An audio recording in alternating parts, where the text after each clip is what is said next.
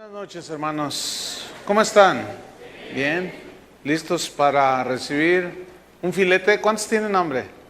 Oye, nos vamos a comer otro filetito, pero este va a ser como de 800 gramos, así de grueso. Vamos a hablar sobre su nombre es sobre todo, dentro de nuestra serie Nuestra herencia en Cristo, y es el tema número 8. Quiero que abra su Biblia en Efesios, que es esta carta que estamos estudiando. Efesios 1, versículo 16. Voy a leer, usted me sigue. No ceso de dar gracias por vosotros, haciendo memoria de vosotros en mis oraciones. Esto ya lo estudiamos.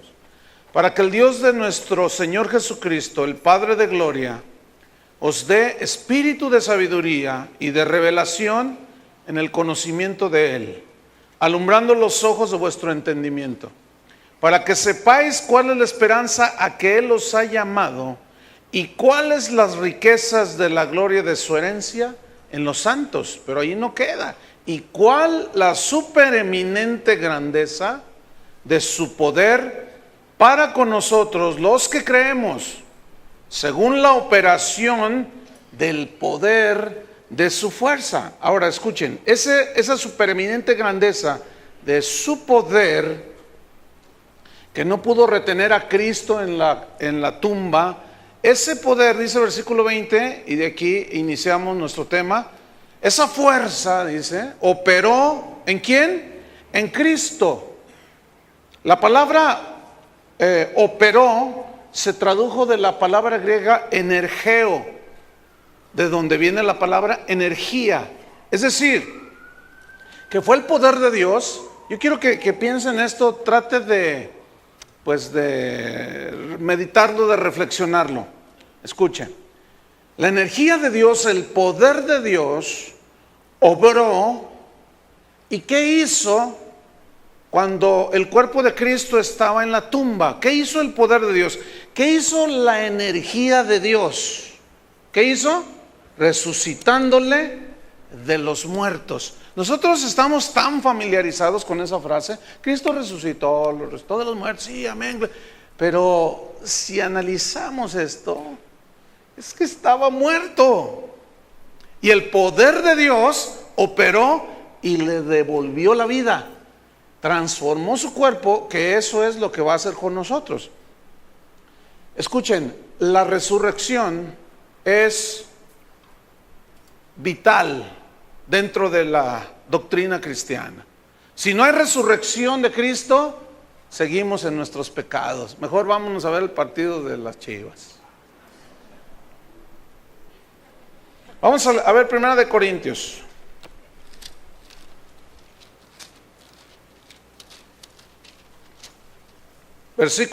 Capítulo 15, versículo 12. Dice así: pero si se predica de Cristo que resucitó de los muertos, ¿cómo dicen algunos entre vosotros que no hay resurrección de muertos? ¿Qué había sucedido en la comunidad cristiana de los corintios? Empezaron a decir algunos: no, pues no resucitó. ¿Cómo va a resucitar un cuerpo?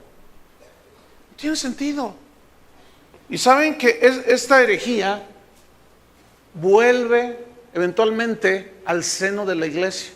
Ahorita hay cristianos que están afirmando que Jesús no resucitó. Esos no son cristianos, para empezar. Porque fíjense lo que dice, versículo 13. Porque si no hay resurrección de muertos, tampoco Cristo resucitó. Y si Cristo no resucitó, vana es entonces nuestra predicación. Imagínense, me estoy cansando tontamente, gastando saliva. Dice entonces: si Cristo no resucitó, vana es entonces nuestra predicación, vana es también vuestra fe. Fíjense, lo que yo estoy diciendo es vano, lo que ustedes creen no les sirve de nada. ¿Cómo la ven? Pobres de ustedes. Y pobre del predicador que les está enseñando cosas. Versículo 15. Y somos hallados falsos testigos de Dios, porque hemos testificado de Dios que Él resucitó a Cristo, al cual no resucitó, si en verdad los muertos no resucitan. Porque si los muertos no resucitan, pues tampoco Cristo resucitó. Cristo no resucitó, vuestra fe es vana. Y escuchen, les tengo una mala noticia. Aún estáis en vuestros pecados. Eso le estaba diciendo Pablo a los que negaban que Cristo había resucitado, a los que no creían en la supereminente grandeza del poder de Dios. Hermanos, si nosotros pusiéramos poquitita fe, como un grano de mostaza, en la grandeza del poder de Dios, ni sabes lo que sería tu vida. Dice el versículo 18, entonces también los que durmieron en Cristo perecieron, o sea, los que murieron. Si en esta vida solamente esperamos en Cristo, somos los más dignos de lástima, de conmiseración de todos los hombres. Mas ahora Cristo ha resucitado de los muertos. Primicias de los que durmieron es hecho, porque por cuanto la muerte entró por un hombre, también por un hombre la resurrección de los muertos. Porque así como en Adán todos mueren, también en Cristo todos serán vivificados. El poder de Dios volvió a la vida el cuerpo de Jesús. Esa energía de Dios, y al resucitarlo, entonces la muerte no se enseñoreará más de Jesús. Nuestro Dios es un Dios que está vivo, porque Dios con su grandísimo poder lo levantó de los muertos.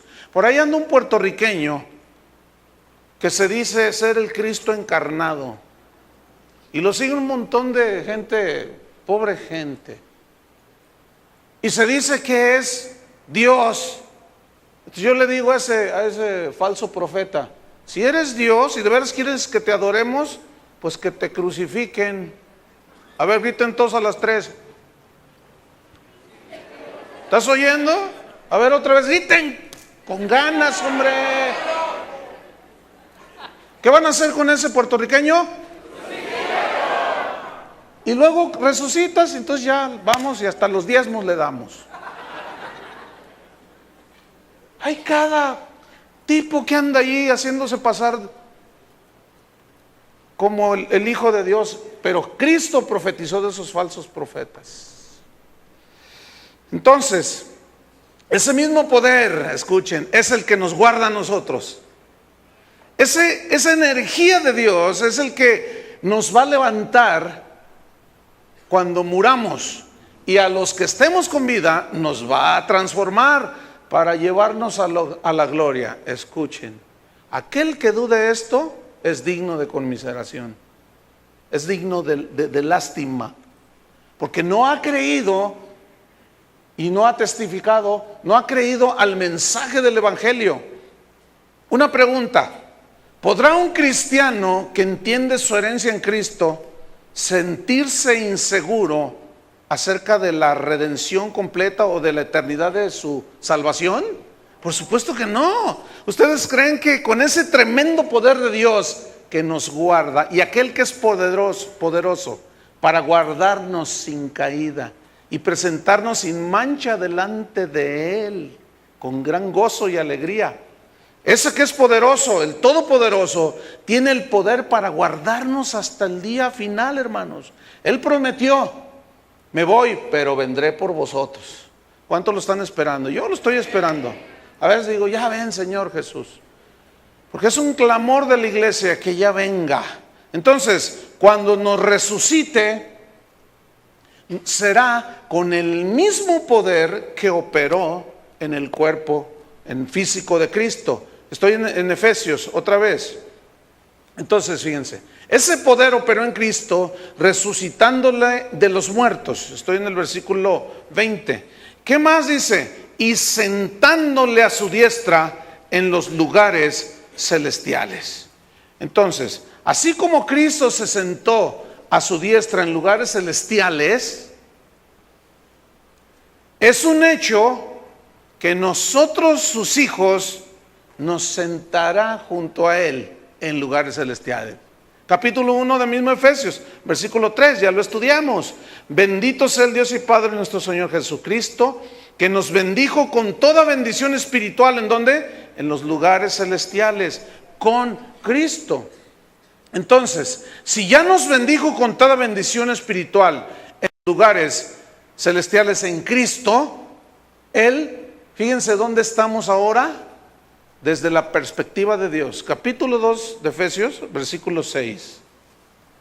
Y juntamente con Él, vamos desde el 5, aun estando nosotros en pecados, 2:5, nos dio vida juntamente con Cristo, por gracia sois salvos. Escuchen, y juntamente con Él nos resucitó. O sea, que para Dios ya es un hecho que nosotros resucitaremos, aunque todavía ni siquiera nos morimos.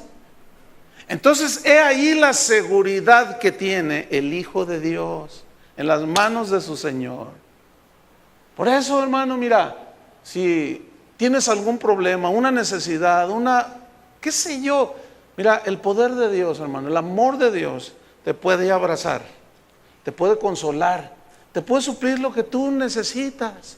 Pero también nos disciplina. ¿Se acuerdan que estamos estudiando eso los domingos? También nos disciplina porque nos quiere formar a su imagen, porque nos ama, es una expresión de su amor. Entonces, fíjate, nos resucitó en el versículo 6, 2:6. Y asimismo nos hizo ¿qué? Sentar. ¿Dónde está Cristo? Sentado a la diestra del Padre. ¿Dónde estamos tú y yo? Escúchenme, desde la perspectiva de Dios, ya como un hecho consumado. ¿Dónde estamos tú y yo? Sentados. ¿En dónde? Ahí está. En los lugares celestiales con Cristo. Ahora, ¿se acuerdan los días de la creación? Los 7 días de la creación, dice que el séptimo día Dios descansó de su obra. ¿Se acuerdan? Y dijo, todo es bueno en gran manera. ¿Se acuerdan? Bien. Cuando Cristo estaba en la cruz, que dijo, consumado es, y entregó el Espíritu, muere. Entonces, su cuerpo, al tercer día, su cuerpo es levantado por la grandeza del poder de Dios. Cuando Él es ascendido al cielo, ¿dónde se sentó? Ahora, el estar sentado es una posición de descanso. ¿Qué significa eso, hermano? ¿Saben qué significa? Que la obra de redención se completó, para que todo aquel que en Él crea no se pierda, mas tenga vida eterna. Es decir, Cristo está sentado a la diestra del Padre, su obra fue terminada, no hay nada que añadir. Cuando te digan que pacte con, demándenos dinero y para que Dios te bendiga, no, hermano, ya está todo. Hace rato en la administración de la alabanza nos leyeron la carta a los hebreos, una parte. Así es que, hermanos, por el sacrificio de Cristo hecho una sola vez para siempre, tenemos libertad para entrar al lugar santísimo a través de la sangre de Cristo. Y acerquémonos pues confiadamente, ¿a dónde? Al trono de la gracia. Un trono es una silla donde está ¿quién? Cristo sentado, ya descansando de su obra consumada. Por eso es que podemos nosotros descansar en Él, porque escuchen, estamos sentados junto con Él. Ahora, como es un evento futuro, aquí estamos luchando, pero escuchen, tenemos la victoria asegurada, hermanos.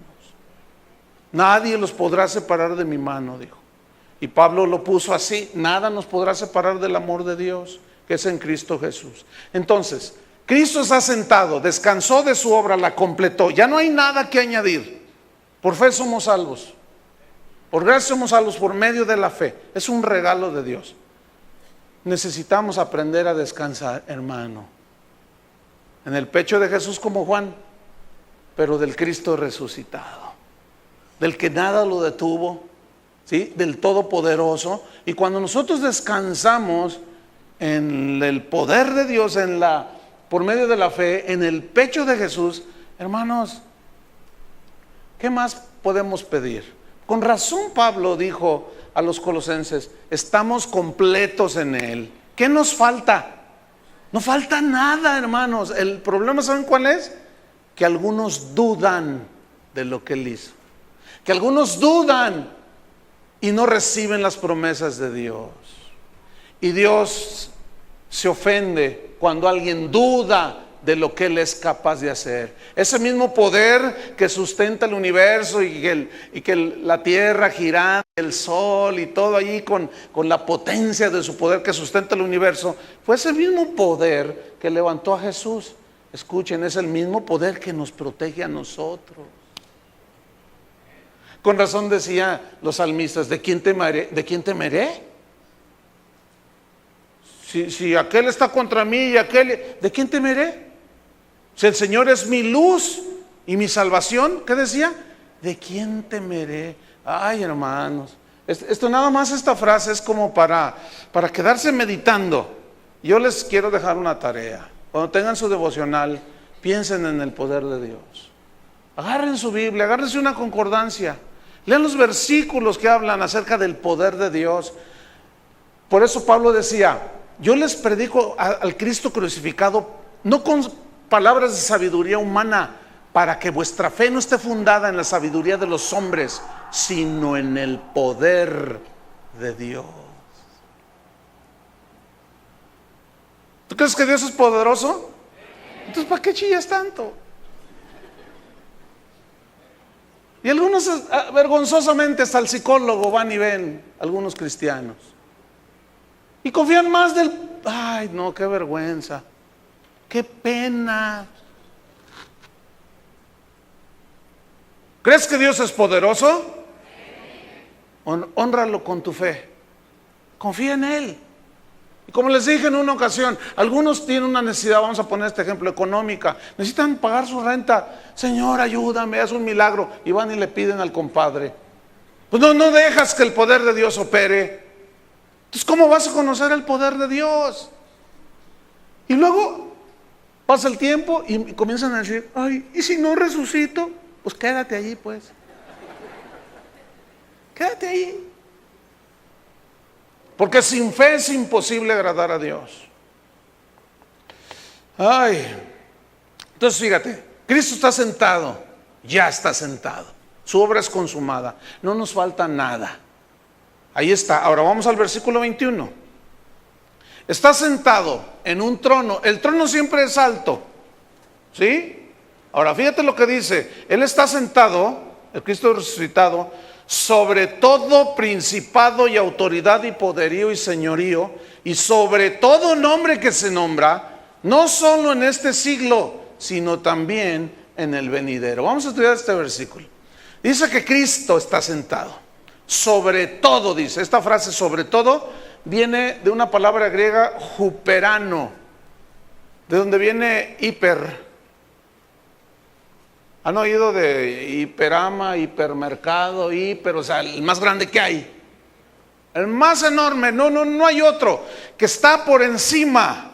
Ese sobre todo huperano es que Él está por encima, no hay nada más arriba del Cristo resucitado por el poder de Dios. No hay nada, absolutamente nada. ¿Qué es nada? Nada. Piensen en esa palabra, nada.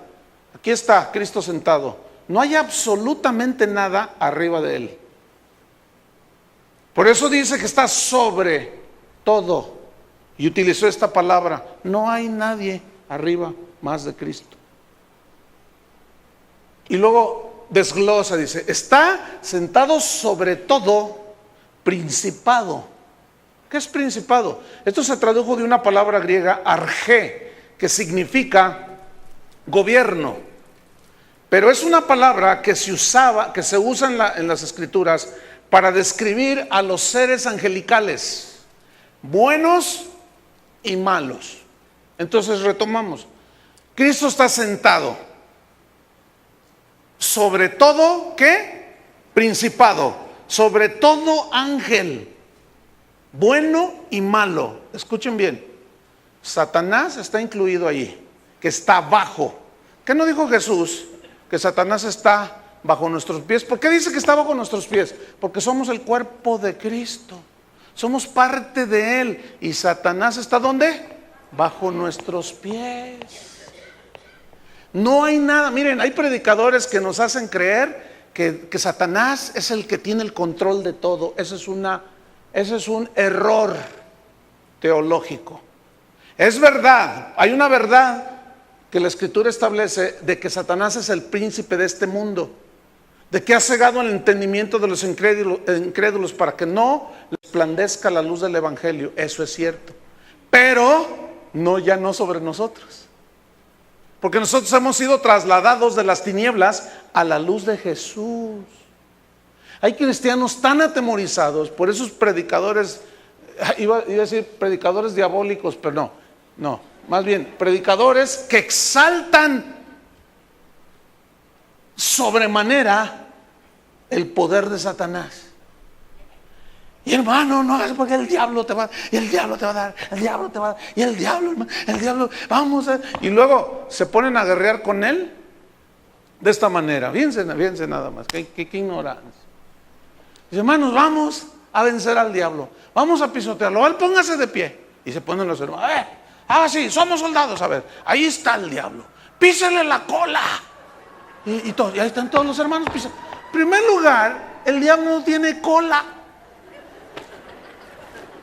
Para empezar, Chuy, es un ángel, no es un león, ni un elefante. No, pero es que si no las gastamos dentro del cristianismo, y la gente, algunos cristianos viven atemorizados, ven demonios en todos lados, todo.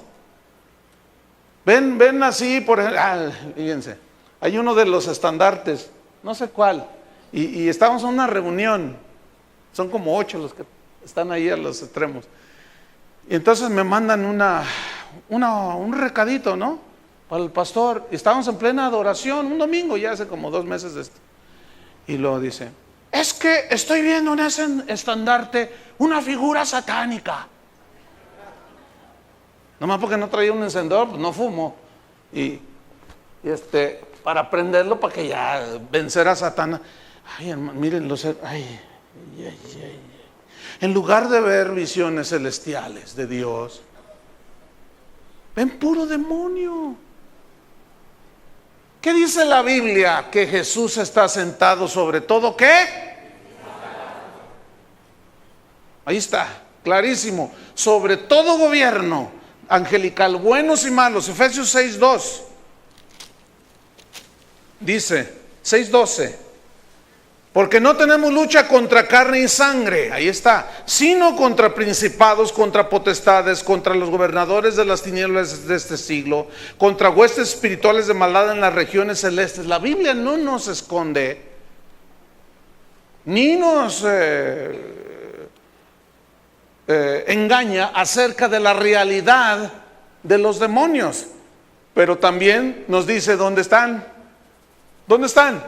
Abajo del poder de Jesús. Casi nada, ¿no? ¿Y dónde estás tú sentado? Junto con Él en lugares celestiales. Entonces, ¿dónde está desde el punto de vista de Dios Satanás en relación con nosotros? Abajo. Pero a muchos se les brinca. No. Ahora, ¿qué es? Y aquí en Efesios 6 ya lo estudiaremos cuando llegue el momento. Habla acerca de la armadura de Dios. Si alguno se descuida es cuando Satanás le monta. Pero cuando nosotros caminamos con Dios, caminamos en santidad, hermanos, nada nos toca. ¿Oyeron eso? Porque estamos protegidos con el poder de Dios. Vamos otra vez a Efesios en el capítulo 1. Sobre todo principado, dice, y autoridad. Esta palabra autoridad, estoy en el versículo 21, se tradujo de la palabra griega exousia, que significa capacidad, significa poder. Poder para regir y gobernar. Es decir, aquí se refiere a gobiernos seculares. Se refiere a los magistrados. Se refiere a los reyes de la tierra que gobiernan, ¿sí? Pero también se refiere a los que gobiernan la iglesia. O sea, todos los que tienen autoridad delegada, todos, dice la Biblia, que no hay autoridad sino de parte de Dios, y esa autoridad es exousia. Ahora, escúchenme bien. Fíjense qué es lo que hacen los gobiernos de los países alrededor del mundo. ¿Dónde tienen a Cristo? Afuera. ¿No es cierto? ¿Qué le pasó a una de las iglesias de Apocalipsis? He aquí, yo estoy a la puerta y llamo. ¿Qué habían hecho con Jesús? Lo habían echado. ¿Sabe que hay reuniones de iglesias cristianas donde Jesús, la omnipotencia, la omnipresencia de Jesús está allí, pero no su presencia manifiesta? Lo tienen allá afuera, hermano. ¿Saben por qué? Porque ellos se ponen arriba de Jesús. Es lo peor que puede hacer una iglesia. ¿Y cómo es que una iglesia llega a ponerse encima de Jesús? Si dice aquí que está Él sobre todo nombre que se nombra, que está sobre todo principado y autoridad. ¿Cómo es? Cuando no obedecemos su palabra. Cuando nosotros decimos, sí, bueno, ahí dice, y Jesús dijo, pero yo pienso que esto, tú piensas que esto. ¿Sabes qué es lo que estás haciendo? Te estás tratando de subir. Exactamente fue lo que hizo Satanás. La luz bella, la luz de la mañana, quiso ser semejante al Altísimo y Dios lo derribó. Dios lo echó de su presencia. Y es muy triste que haya reuniones de cristianos, que se dicen cristianos, de iglesias supuestamente cristianas, y no está manifiesta la presencia de Dios. ¿Sintieron su presencia hace un rato? Es conmovedor, ¿verdad? Y más cuando nosotros invocamos su sangre, cuando invocamos su nombre, con su sangre nos ha lavado. Con su sangre. Nunca dejemos de cantar eso y de recordarlo. Fue con su sangre que nos compró. Y Julio me platicaba que hace un tiempo, hace no sé mucho, no sé cuánto, me comentaba que, no, fue Chuy Mariscal, siempre me confundo, que un día fueron a ministrar aquí al centro del país y que le dijo el pastor, ¿tú vas a dirigir? Iba un grupo aquí, pues sí, aquí vamos a dirigir nosotros, a ver, vénganse, pero no canten ni de la sangre de Cristo, porque eso es que es gente, lo primero que son, es que son empresarios. ¿En mí qué? Son empresarios, son pecadores que necesitan ser lavados con la sangre de Cristo, ¿o no? Quita la sangre del mensaje, es que es imprescindible que hablar de la sangre, porque es lo único que limpia nuestros pecados. No quitemos del mensaje de la cruz la sangre de Cristo. Entonces, toda autoridad, ¿sí? Él está por encima, sobre todo, Juperamo, por encima, no hay nada. Tomo el versículo 21 otra vez. Sobre todo principado, autoridad. ¿Qué más? Y poder. Aquí poder se tradujo de dunamis, que ya hemos estudiado esta palabra. Pero aquí en esta parte de la escritura, dunamis, aquí se refiere al poder angelical. Déjame decirle una cosa. Diría yo una mentira si no le dijera que Luzbel, el enemigo de Dios y el enemigo de nuestras almas, Satanás, eso quiere decir adversario de Dios y adversario nuestro, es un ángel, es el ángel de los más poderosos en la creación angelical. Y hay algunos cristianos que le dicen el chimuelo, le dicen le dicen, hablan mal de las potestades superiores, como dice ahí en Judas, y no entienden. Y es que luego se encuentran con que están enfrentando a ese ángel poderoso en sus propias fuerzas. ¿Sabes cuándo le vas a ganar? Mira, tan poderoso era que cuando armó el golpe de estado allá en el cielo, arrastró una tercera parte de los ángeles. Mira que sí es poderoso. ¿Cómo tiene el mundo? ¿Cómo tiene la música del mundo? ¿Cómo tiene a los filósofos del mundo? ¿Cómo tiene a los gobiernos del mundo? Será poderoso. El asunto es este, pero no es más poderoso que Jesús. Entonces, cuando dice, sobre todo autoridad y poder, ¿Qué no dijo Jesús? En mi nombre echarán fuera demonios. ¿Por qué dijo en su nombre? Porque es el nombre de Cristo nuestra autoridad. Pero no cualquiera puede echar demonios. Tiene que ser hijo de Dios. En mi nombre echarán, ¿qué? Fuera demonios. En mi nombre pondrán sobre los enfermos sus manos y sanarán. En su nombre, en su nombre. Ahora fíjate, muchos utilizan el poder de Dios con fines perversos. Es más, escuchen, hay gente que ni siquiera son hijos de Dios, escuchen, y usan el poder de Dios. ¿Cómo? ¿Se acuerdan cuando Jesús dijo? Muchos me dirán en aquel día, Señor, Señor, en tu nombre echamos fuera demonios, hicimos milagros. Y el Señor les dijo, yo les diré, ¿ustedes quiénes son? No los conozco. No hay una comunión con Él. Conoce el Señor a los que son suyos. Hermanos, es una realidad el poder espiritual, bueno y malo. Es una realidad, hermanos. No lo vemos, pero con el conocimiento y la revelación de su palabra, ¿a dónde nos lleva esto? A entender que estamos sentados en los lugares celestiales con Cristo, y si Él está sobre todo poder y nosotros somos parte de Cristo y estamos sentados con Él, ¿sobre qué estamos nosotros?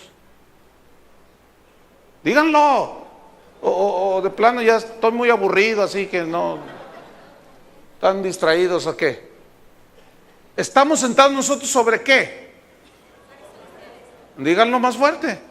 No me voy de aquí hasta que lo digan con convicción, así como si lo creyeran. Sobre todo pues, luego entran ahí al baño y les sale una cucaracha y se desmayan. Ay, hermano. Es una realidad, hermano, la lucha espiritual. Es una realidad. Es una realidad que los espíritus andan ahí. Es una realidad. No te llegó una persona y me dijo, pastor, ¿qué pasó? Es que anoche tuve una lucha espiritual bien tremenda. ¿Qué pasó? A ver, cuéntame. ¿Y qué? ¿Cómo te fue? Ay, el diablo. Me jaló la cobija. Te asustas de que te jale la cobija. Fíjate nomás. Se asustan de que les jala la cobija. Usted no se asusta, hermano. Le dije, mira, te voy a contar algo. No hace mucho, yo estaba dormido. Mi cama. Bueno, podía haber estado dormido en la iglesia. ¿Verdad? Entonces, eran como las 3 de la mañana. Y en el sueño, el Señor me dijo, despierta porque algo viene. Así, hermanos. Mi esposa es testiga. Entonces yo desperté y yo vi, hermano, algo se me subió encima. Me apretó, me quería ahorcar. Y pude hablar y lo reprendí, lo resistí. Dije, en el nombre de Jesús, vete de aquí. Y no fue uno, vete, no. En el nombre de Jesús le dije, vete de aquí.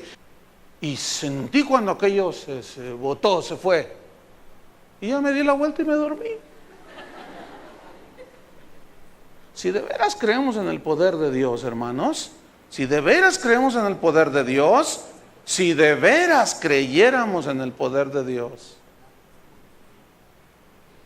me jaló la cobija, el cuadro se movió, les asustó un cuadro que se mueve, el vaso se cayó,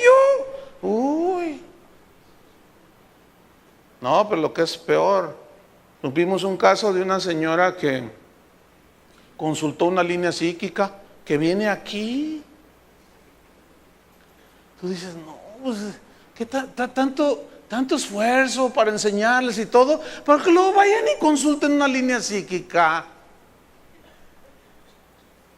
Háganle todos así. Qué ofensa para Dios. Tenemos una herencia en Cristo, hermanos. Estamos sentados con Él en lugares celestiales, sobre todo principado, autoridad y poder y señorío.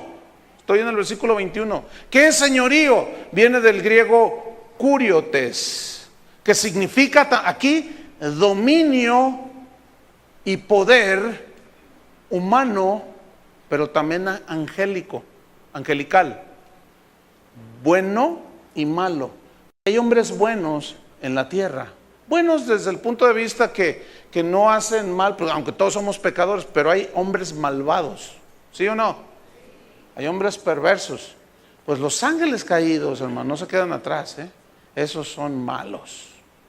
Dice la Biblia que Satanás anda como un león rugiente buscando a quien devorar.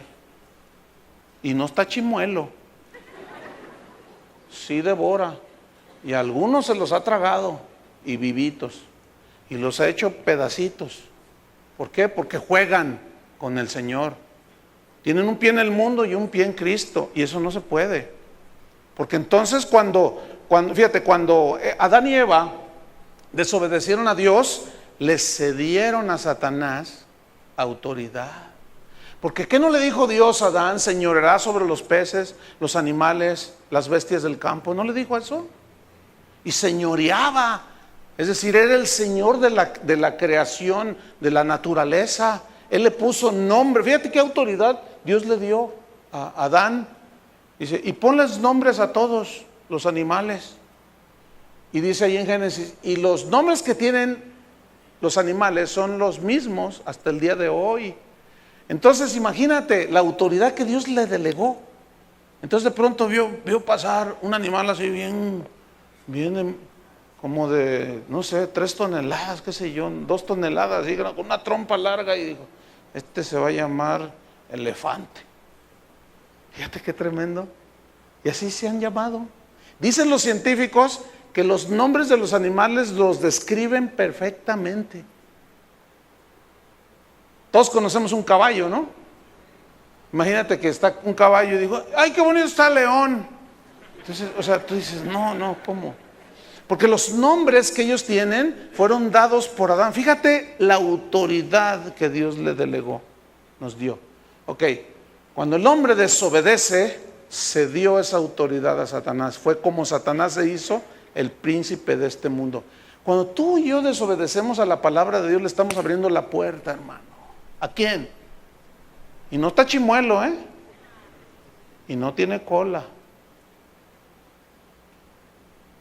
Y a muchos los ha hecho tropezar. Tenemos que cuidarnos, hermano. Con la gracia de Dios, con la misericordia de Dios. No juguemos al que yo también soy el más poderoso que tú.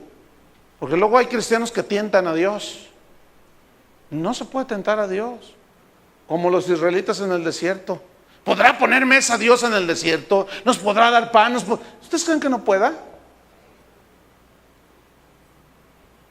No lo tentemos. Tengamos fe y pidámosle, sometámonos a Él. Y entonces nosotros estamos seguros en Cristo. Amén. Entonces fíjate, sobre todo señorío. Vamos a ver Colosenses 1:15. Está adelantito, inmediato. Colosenses 1, versículo 15. Hablando de Cristo. Él es la imagen del Dios invisible, el primogénito de toda creación, porque en Él fueron creadas todas las cosas, las que hay en los cielos y las que hay en la tierra, visibles e invisibles, sean tronos, sean dominios, sean principados, ahí está otra vez, sean potestades. ¿Quién los creó? Dios. Todo fue creado por medio de Él y para Él. Y Él es antes de todas las cosas, y todas las cosas en Él subsisten. Pero en su creación angelical se le revelaron Satanás y la tercera parte. Y los tuvo que echar. Porque Dios no acepta competidores. ¿Saben por qué? Porque nadie puede competir con Él. No hay poder que sea más grande que el poder de Dios. Pero luego dice al final del versículo 21, en Efesios 1:21, sobre todo poderío y señorío, y sobre qué, todo nombre que se nombra, todo nombre, cualquier nombre que se nombre, una persona, una cosa, una autoridad, un gobernador, cualquier nombre que se nombre, dice. Es decir, de todo lo que el nombre de alguien implique. Por ejemplo, tú dices, oye, va a venir a cenar con nosotros el presidente de México. El presidente de México, hasta te pones a aprender el himno nacional. Dicen, no, ¿qué tal si sacan la bandera y empezamos a cantar el himno nacional? Fíjate lo que representa el nombre del presidente. ¿Tú sabes quién es Felipe Calderón Hinojosa? Juega en el Atlas, ¿no? No, imagínate, qué vergüenza. ¿Qué no es el que juega en el Atlas? No, qué vergüenza para un mexicano. Pero es algo que se entiende que todo el mundo sabe quién es el presidente de México. Ahora, si alguien te dice, va a ir a tu casa, escogió ir a tu casa a cenar el presidente de México, cuando tú escuchas el presidente de México, dices, van a cerrar la colonia, todos los guaruras, para empezar, porque va a llegar a mi casa. Fíjate lo que representa el nombre del presidente.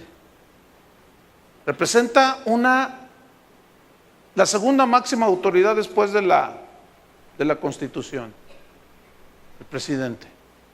Bueno, escuchen, cuando tú dices, ¿cuál es el país más poderoso del mundo, de la tierra? Pues los Estados Unidos. ¿Quién es el presidente? Pues se llama George Bush. Entonces, el presidente de México como que está bajito, ¿no? O no sé si muy abajote, no sé. Entonces tú ya dices, Bush, Bush. Bush. Entonces dices, wow, el presidente de los Estados, del país más rico del mundo, del país más poderoso del mundo. Sí, y el presidente se llama George Bush, wow. Pues nada más quiero decirles, hermanos, que cualquier nombre, incluyendo el de Luis Miguel, incluyendo el del apóstol Camaleón, miren, cualquiera que se crea que muy salsa, que yo soy el mero mero, no sé qué, ¿qué dice allí? Nombre, sobre todo, nombre que se nombra. Mira, nómbrame al que tú quieras. Dime uno de los más grandes filósofos, dígame a alguien, a ver. Aristóteles. Acá está. Dígame, uno de los futbolistas más famosos, que todos conozcan. Maradona, está en el hospital ahorita.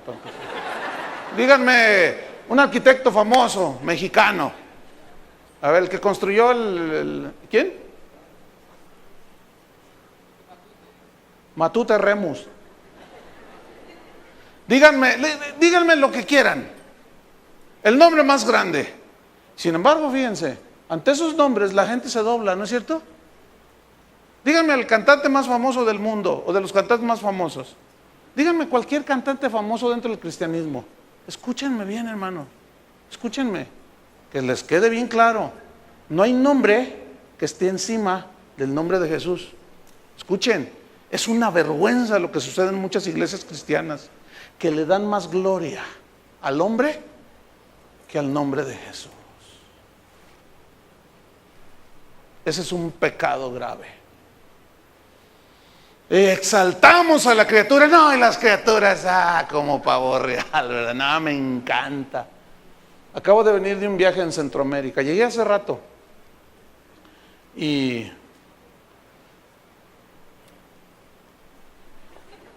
estuvo buenísimo, pero al final allá tienen una pésima costumbre, que cuando termina el predicador de predicar, van y le pidan su autógrafo.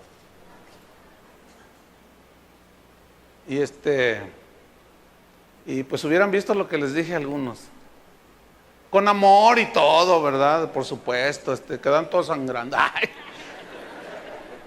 Dame su autógrafo. Y yo les decía, a mí me estás diciendo, ¿me estás pidiendo mi autógrafo? Sí, pónmelo aquí en la Biblia. ¿Quieres que te ponga mi autógrafo en la Biblia? Sí. No. Yo les dije, no inventen, ¿qué es eso? Y no dudo que aquí haya 2, 3 de esos que tienen sus fans. No, hermano, ¿qué es eso? ¿Qué es eso?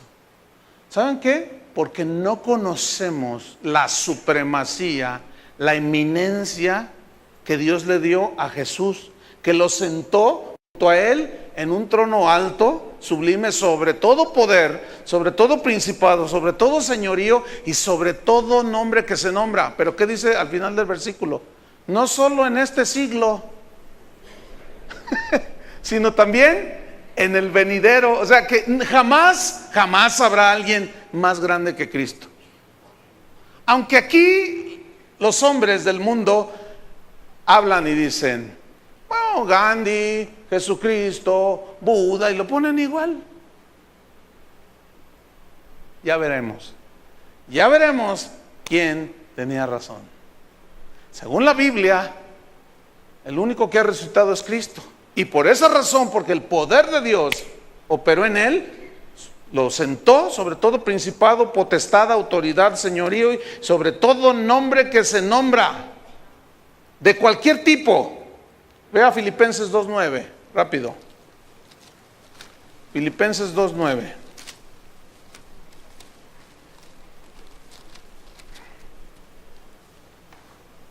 Por lo cual, Dios también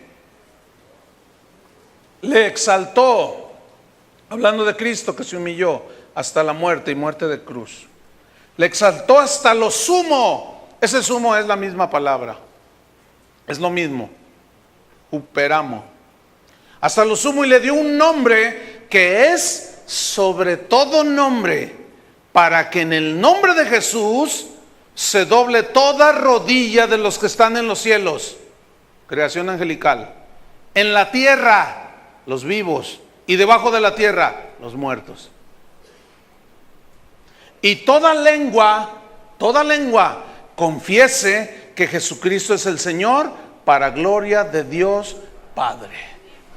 Ese es el Dios que servimos, hermano. Cuando nosotros tengamos una revelación en el conocimiento de Él, y que empecemos a dar cuenta con qué Dios estamos tratando, tu vida no puede ser la misma. Tu fe no puede ser la misma. Escuchen esto. El poder de Cristo, el poder de Dios que operó en Cristo, ese mismo poder está a nuestro favor. Y no puede jamás ser vencido el poder de Cristo. Jamás. Jamás puede ser usurpado. ¿Por qué? Porque está sobre todo poder de Satanás y sus huestes. Pero escuchen, nadie puede estar encima, aunque lo intente. Satanás lo intentó y no lo logró. Y Satanás es el ángel más poderoso de toda la creación. Efesios 3, rápido. Efesios 3, versículo 10. Fíjese este versículo. Para que la multiforme sabiduría de Dios sea ahora dada a conocer por medio de la iglesia a los principados y potestades en los lugares celestiales, conforme al propósito eterno que hizo en Cristo Jesús, nuestro Señor. ¿A nosotros qué se nos dio? Fíjate, la multiforme sabiduría de Dios ha dada a conocer por medio de ¿quién? De la iglesia. ¿Cuál es el mensaje? Cuando nosotros predicamos el mensaje del evangelio, las huestes espirituales que pululan, habitan, viven en el aire, según la Biblia, cuando tú predicas el evangelio, hermanos, como todo lo que yo estoy declarando que dice la palabra de Dios, todo lo que estoy afirmando que dice que no hay nombre sobre todo nombre, todo eso que yo estoy diciendo, cuando tú le hablas a alguien que Cristo murió en la cruz del Calvario, que su sangre tiene poder para limpiar sus pecados, mira, los demonios no pueden hacer nada. No pueden hacer nada. Por eso la lucha espiritual, la verdadera guerra espiritual es de argumentos, es de mensaje contra mensaje. Satanás le dijo a Eva, con que Dios ha dicho que si tú comes esto, te mueres. Sí, Dios me dijo eso. Pues no te mueres, le dijo. ¿Qué era? Un pensamiento, una idea, un argumento. Y Pablo dice, derribando todo altivez, todo argumento que se levanta contra el conocimiento de Cristo. Ahora, ¿cómo derribas ese argumento? Con otro argumento. ¿Cuál es el argumento de Dios? La palabra de Dios. ¿Cuál es la posición de la palabra de Dios? Encima de todo. Por eso, hermanos, lo medular de predicar el evangelio de Jesucristo. Porque cuando tú le estás predicando y le estás compartiendo a alguien con la palabra, mira, estás declarando a todos los demonios, no hay otro poder como el de Cristo. Eso es lo que estás haciendo. Entonces, cuando la gente cree, y fíjate el poder de Dios, el milagro más grande, que una persona pecadora nazca de nuevo a la vida con Dios. Ese es el mayor milagro que hay. Que una persona nazca de nuevo porque creyó, y el poder de Dios opera en ese momento y lo hace una nueva criatura y lo hace hijo de Dios. Y en ese momento, esa persona es sentada en los lugares celestiales juntamente con Cristo. Ahí es donde estamos tú y yo, hermano. Mientras que ese desenlace final se lleva a cabo, estamos aquí en la tierra. Y nos advierte Pablo, hermanos, fortaleceos en el Señor y en el poder de su fuerza, porque no tenemos lucha contra sangre y carne, sino contra huestes principados, huestes espirituales de maldad en las regiones celestes, o sea, en el aire. Y esos nos descuidamos. Por eso dice, tomen toda la armadura de Dios para que podáis resistir. El escudo de la fe, la espada del Espíritu, que es la palabra de Dios, calcen sus pies con el evangelio, la coraza de justicia, el yelmo de salvación. Ese es un traje que no debemos de quitarnos, pero sí podemos dormir, Luego hablaremos más sobre la armadura. Vámonos sobre el final. Entonces, fíjate, la derrota final de Satanás, Apocalipsis 20, que ya es un hecho desde antes de la fundación del mundo. Apocalipsis 20, fíjate, Satanás sabe que es un enemigo derrotado. ¿Se han fijado en un partido de fútbol? Nada más como un ejemplo, una analogía. Que van 5-0 ganando el Atlas a las Chivas. Y falta un minuto para acabarse. ¿Han visto eso? Y los que van perdiendo 5-0, desesperados por meter un gol. Si saben que ya, o sea, no, pero que por esfuerzo no queden, pero su esfuerzo es inútil. Ya están derrotados, les queda un minuto, 5 goles. ¿Cuándo meten? O sea, y pásamela, y todavía se enojan, y ¿por qué no me la dices? Y luego ya finaliza el partido. Ya sabían, cuando les metieron el quinto, que ya estaban derrotados. Así es Satanás, hermanos. Él sabe que está derrotado, que le metió una goliza el Señor ahí en la cruz del Calvario.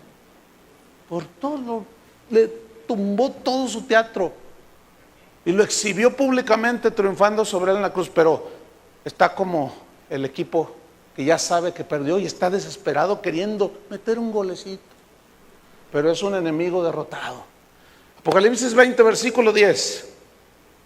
Y el diablo que los engañaba, esta es la derrota final de Satanás, fue lanzado en el lago de fuego y azufre, donde estaban la bestia y el falso profeta, y serán atormentados día y noche por los siglos de los siglos. Y el diablo que los engañaba, ¿qué? Fue lanzado. Ahí está. Entonces Cristo está sobre todos. Vámonos rápido y terminamos. Efesios 1:21. Sobre todo nombre que se nombra, no solo en este siglo, sino también en el venidero. Y esta palabra siglo significa duración indefinida, significa sin principio ni fin. ¿Se acuerdan que dice, yo soy el alfa y el omega, el principio y el fin? Fíjate, si el Señor es el principio y el fin, Él sabe lo de en medio.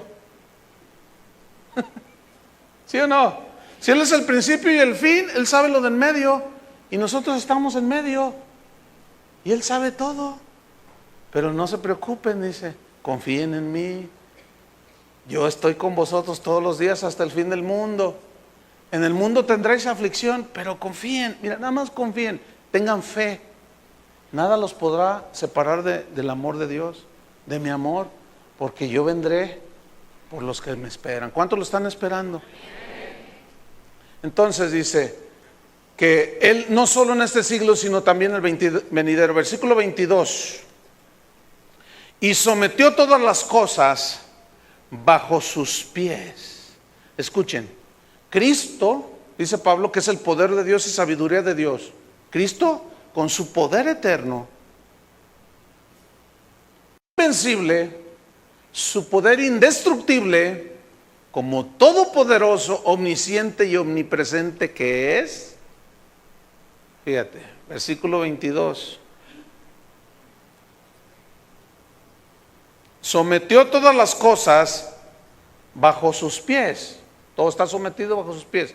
Ahora, ese omnipotente, indestructible, maravilloso, invencible, ¿qué es de nosotros? Lo dio, versículo 22, por cabeza sobre todas las cosas a la iglesia. ¿Quién es la iglesia?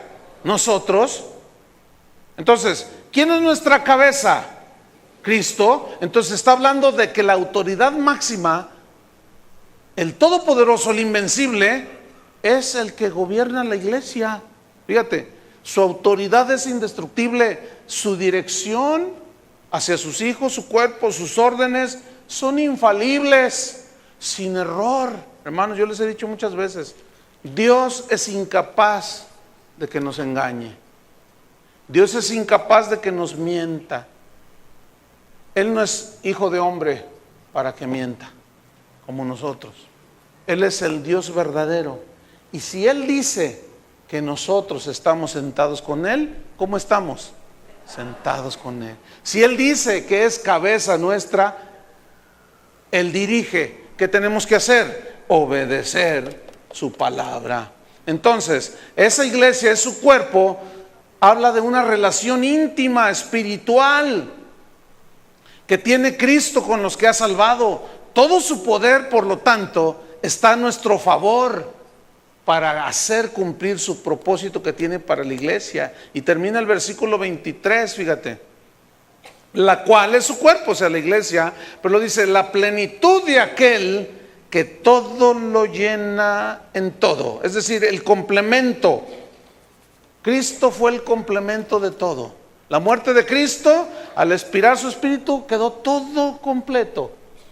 Hasta la restauración de todas las cosas, dice la Biblia. Finalizo. Dios conoce desde antes de la fundación del mundo quiénes son suyos. Dios conoce, pero todavía Él no ha regresado por nosotros. Fíjense, ahorita hay predicadores cristianos que dicen, ¿ustedes están esperando que Cristo venga otra vez? Y el cristiano fiel dice, sí, no, pues inútil, ya no, Cristo ya no va a venir. Fíjate cómo lo manejan, ya nos dejó su palabra, ya no es necesario que Él venga, Él ya vino una vez, ¿ya para qué viene? Entonces tú le dices, pero es que Él prometió volver por nosotros. No, hombre, no, mira, trata de vivir como dice la Biblia, pero no esperes, Cristo no va a venir, tu espera sería inútil. Esa es una herejía, hermanos. Porque cuando venga en un abrir y cerrar de ojos, como un parpadeo, seremos transformados. Y los muertos en Cristo resucitarán primero. Entonces el Cristo Todopoderoso, fíjense bien, voy a usar una palabra,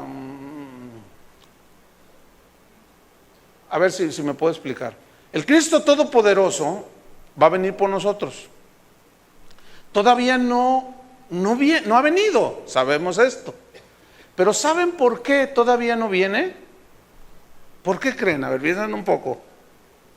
¿Por qué todavía no viene por la iglesia?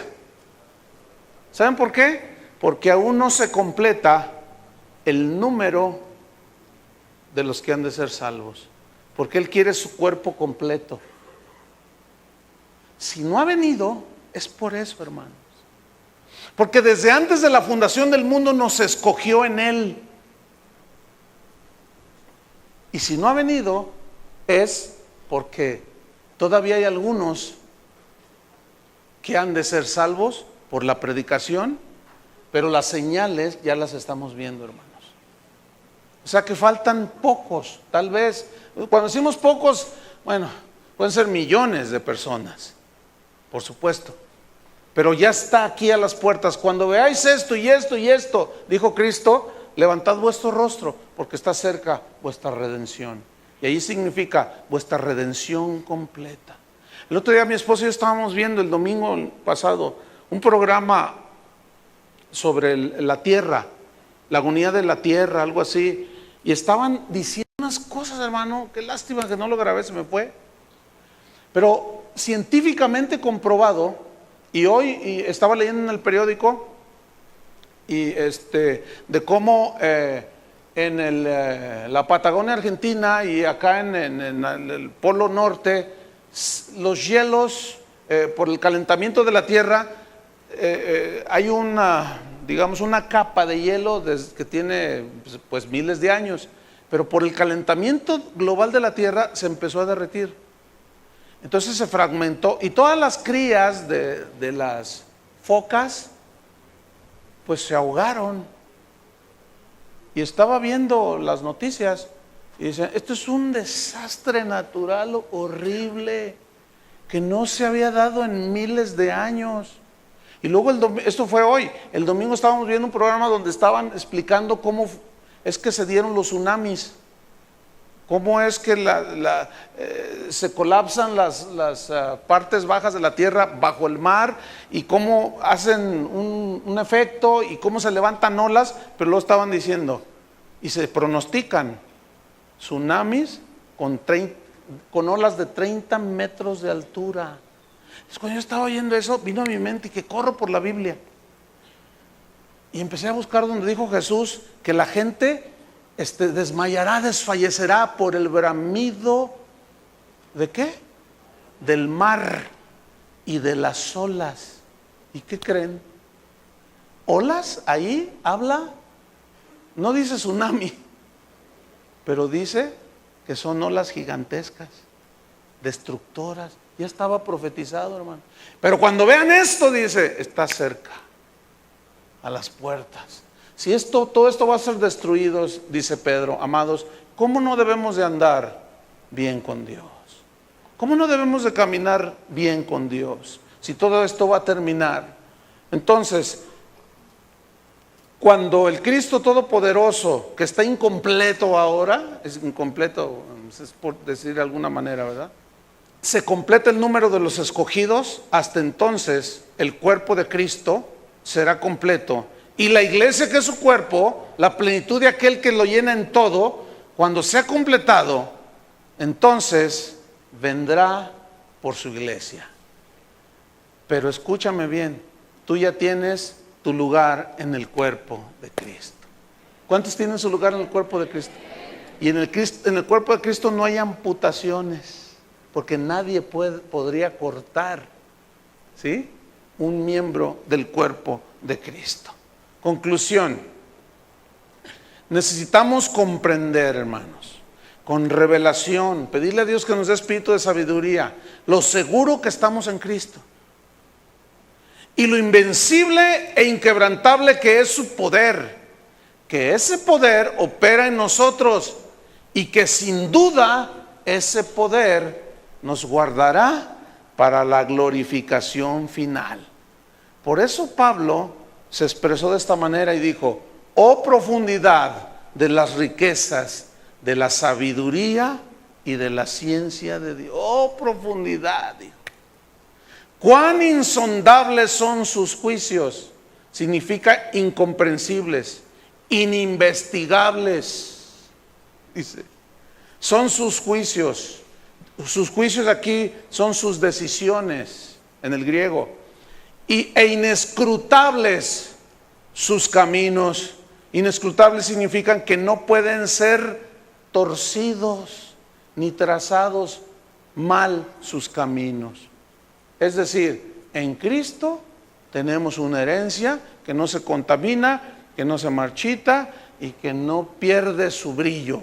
Estamos, hermanos, con una tremenda herencia espiritual en Cristo. ¿Cuántos se sienten llenos del amor de Dios? Pónganse de pie. Gracias, Señor. Levanta tus manos al cielo. Oh profundidad de las riquezas de la sabiduría y de la ciencia de Dios. Ay, hermanos,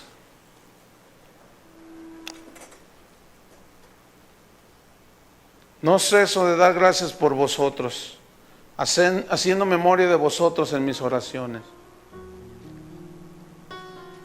para que el Dios de nuestro Señor Jesucristo, el Padre de gloria, os dé espíritu de sabiduría. Señor, danos un espíritu de sabiduría y de revelación. Descorre el velo, Señor, que podamos ver lo que hay detrás en el conocimiento de Cristo. Alumbra los ojos de nuestro entendimiento. Ilumina, Señor, nuestras mentes, para que sepamos cuál es la esperanza a que nos has llamado, para que sepamos cuáles son las riquezas de la gloria de su herencia en los santos, para que sepamos cuál es la supereminente grandeza de su poder, para todos los que creemos, según la operación del poder de su fuerza que operó en Cristo, resucitándole de los muertos y sentándole a su diestra en los lugares celestiales. No nos olvidemos, hermanos, sobre todo principado y autoridad y poder y señorío, y sobre todo nombre que se nombra, no solo en este siglo, sino también en el venidero. Hermano, estamos en la mano de Dios. Y sometió todas las cosas bajo sus pies y lo dio por cabeza sobre todas las cosas a la iglesia, la cual es su cuerpo, la plenitud de aquel que todo lo llena. Y estamos llenos, aquel que todo lo llena en todo. Señor, tú llenaste nuestro vacío cuando caminábamos en las tinieblas. Señor, tú llenaste nuestras expectativas, llenaste nuestros corazones de una eterna salvación, llenaste nuestras mentes, nuestra boca de una eterna gratitud. Nos hiciste completos en Cristo y estamos sentados contigo. Hermano, en esa fe, en esa palabra, descansa. Siéntate junto a Él, descansa. A veces hacemos más grandes los problemas, pero hermano, sobre esos problemas que nos parecen grandes está la grandeza de Cristo. ¿Qué vas a hacer? A confiar. Confía, hermano, de veras. Cree. Confía en ese poder. Estoy enfermo, pastor. ¿Crees que Él te puede sanar? Confía en el poder de Dios. Tengo una necesidad, un problema familiar, hermano, mi esposa, mis hijos.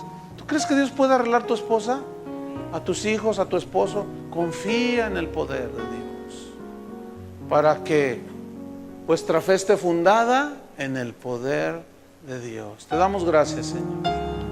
Te agradecemos infinitamente nuestra herencia en Cristo.